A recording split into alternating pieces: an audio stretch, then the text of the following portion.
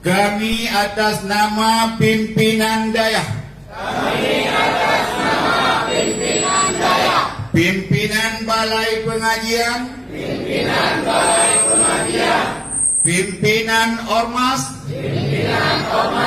Serta tokoh masyarakat. Se-Kabupaten Aceh Utara dan Kota Luk Semai.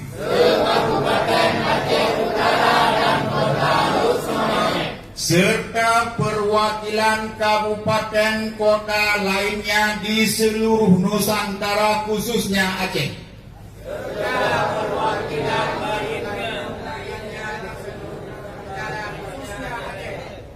Dari Kabupaten Aceh Tamiang,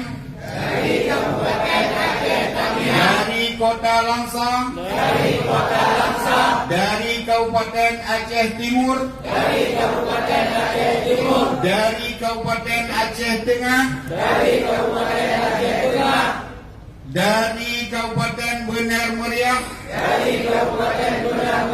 dari Kabupaten Birun, dari Kabupaten Pidi, dari Kabupaten Pidi Jaya, serta masyarakat, tokoh agama, tokoh adat lainnya.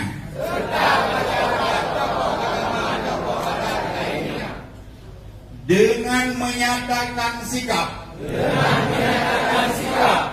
menolak dengan tegas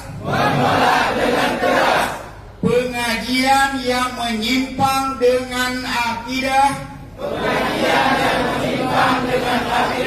Ahlus Sunnah wal Jamaah, dan menolak pengajian MPTT selama belum ada fatwa dari MPU Aceh.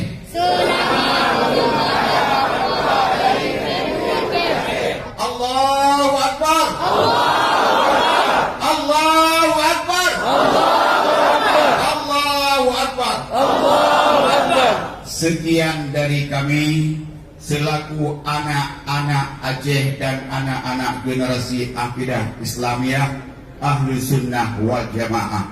Billahi taufiq wal hidayah. Wassalamualaikum warahmatullahi wabarakatuh. Dengan berakhirnya